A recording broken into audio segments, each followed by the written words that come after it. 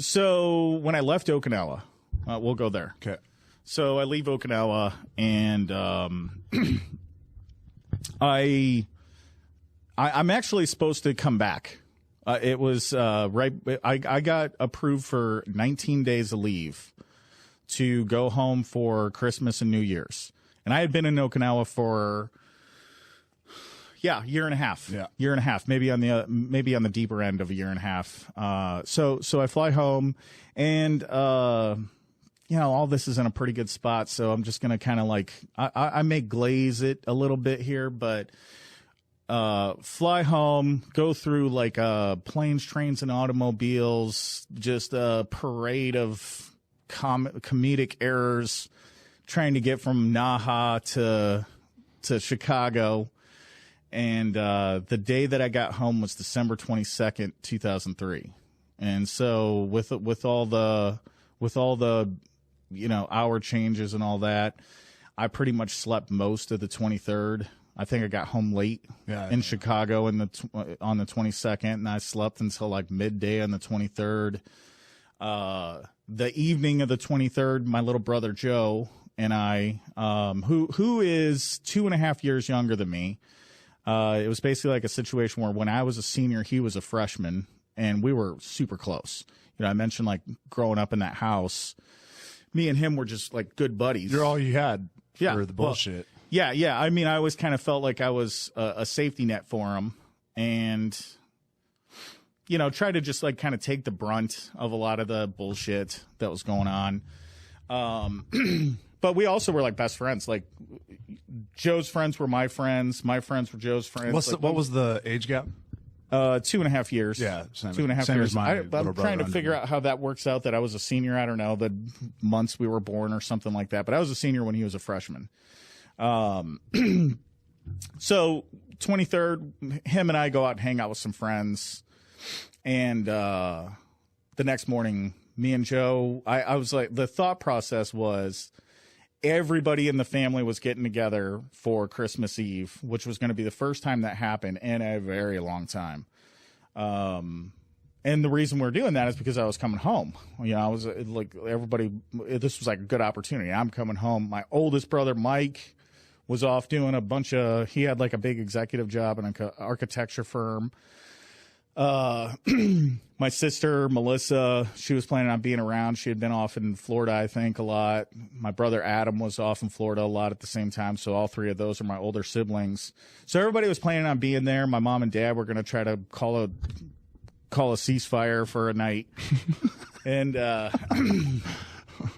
And so it was like a big thing. So that morning, me and Joe woke up, and I was like, hey, man, I don't have any gifts for anybody. We're going to like sit and do this whole thing tonight. Like, you want to just let's go up to Walmart and like bullshit for a few hours. It'll just like give us an opportunity for me and you to bounce off.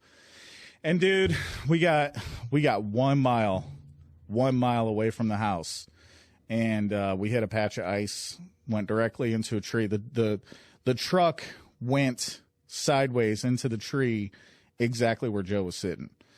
Now, my memory of it is. Can I ask what kind of car you guys were driving? It was a Ranger, Ford Ranger. Yeah. It's like, I can't remember if it was a single cab or if it was like the cab and a half kind of thing that they used to do. It wasn't like a crew cab. Yeah. It was. I don't even know if they were doing that yet. Yeah. For Rangers, anyways. So my memory of it is me and Joe are driving along, not doing anything crazy. I mean, it was like 9 o'clock in the morning. Yeah. And just, man, the back end started going out, started sliding out to the right, and I'm sitting there trying to correct it. We're just on ice. Yeah. I mean, the whole way. Just the whole road is on ice, and I tried to correct it. We start spinning out enough that we're going to the opposite side of the street, sideways, and me and Joe looked at each other like, this is it? Yep, we're gonna crash. Shit. Like we didn't look at each other like this is it. Yeah. We just looked at each other. I could say like probably humorously. Because that was like the way that was like our relationship. Yeah. It was like, dude, we're gonna crash.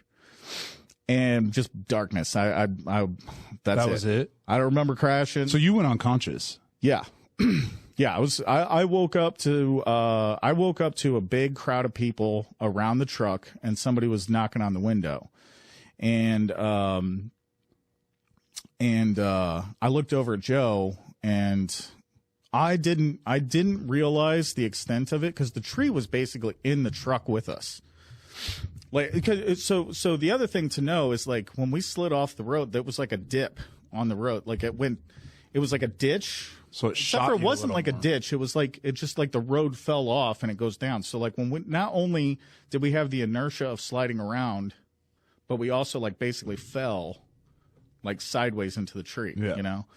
Like it almost shot you into the tree a little Yeah. harder. Yeah. Yeah. Well, it certainly picked up our speed. Yeah. Or whatever, increase the inertia. So And like the angles and everything that it puts you at. definitely made for a shitty situation. And so I looked over at Joe, and I'm basically, for a while, I'm coming in and out of consciousness. Like my memory today is like I saw Joe, then I don't remember getting out of the truck, and then I'm out of the truck, and then I don't remember sitting in the back of a cop car. But here I am sitting in the back. Why were you sitting in the back of a cop car? I think because it was cold. They didn't want to put you in a fucking ambulance? Well, the ambulance, I don't think the ambulance had arrived yet. Also, they were taking care of you. So they just needed me to sit down somewhere. So they like put me back there. And so like now I'm sitting in the back of the cop car and I like regain consciousness and just black out again. Now I'm sitting in the back of an ambulance. Major concussion, for sure. Yeah, for sure. Yeah. So now I'm sitting in the back of an ambulance, and I'm like completely confused. I mean, to a certain extent, some of this looking backwards, I'm able to put a lot of it back together because I've thought about it obviously for 20 years ever since it happened. But yeah, I remember at one point I got up and I looked out of the ambulance over at the truck, and I just remember seeing there was like firemen there, and they were like cutting the truck. So they were like cutting Joe out of it.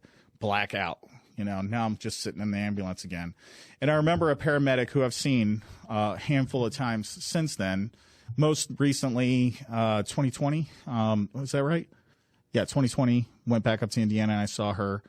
And she came in, and she said, I know that you have injuries, but we have to focus all of our attention on your brother. So like you just need to basically just get through getting to the hospital. Like just sit here. All of us are needed on your brother. Yeah. And so did you understand that? And you're just like, okay, do your thing? Or were you just, yeah, you're just confused. You're concussed. Yeah, I'm confused. Yeah. So I black out again.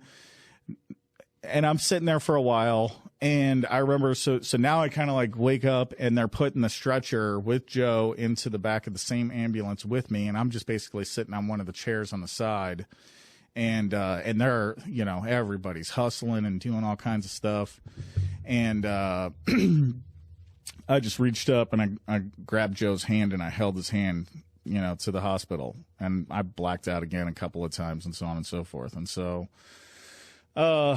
You know, so where does the story basically just goes on for 20 years. Well, he was paralyzed. Yeah. Well, he was not only, he suffered massive traumatic brain injury, which basically led to, you know, no functional ability to do anything, to basically speak. There was a pivotal night, so you know, here we are trying to get together for Christmas Eve. I'm back in country for like a day and a half at this point.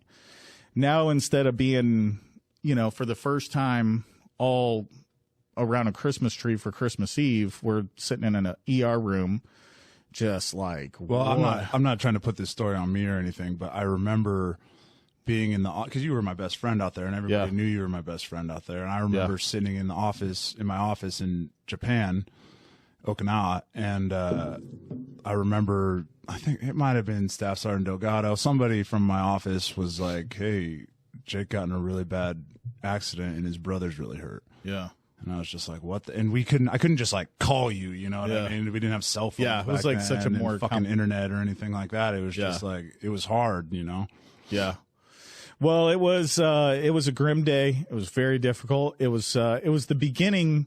It was the beginning of a few years of just like what is happening? Like where does this go? Is he going to wake up?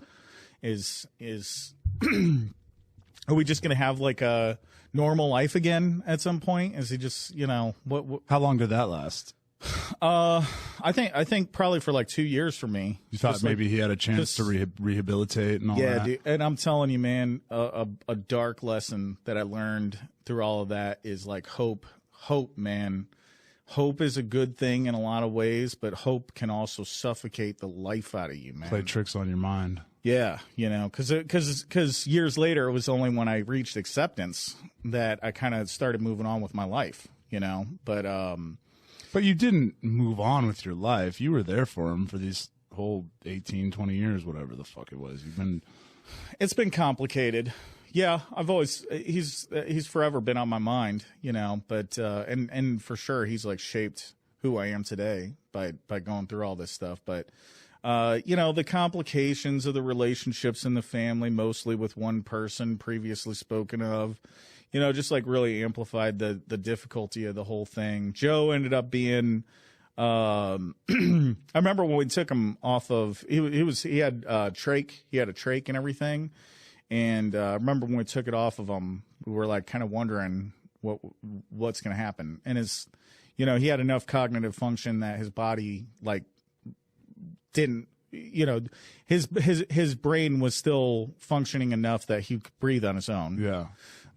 So, he lived, but for, 19 years, he wasn't able to speak.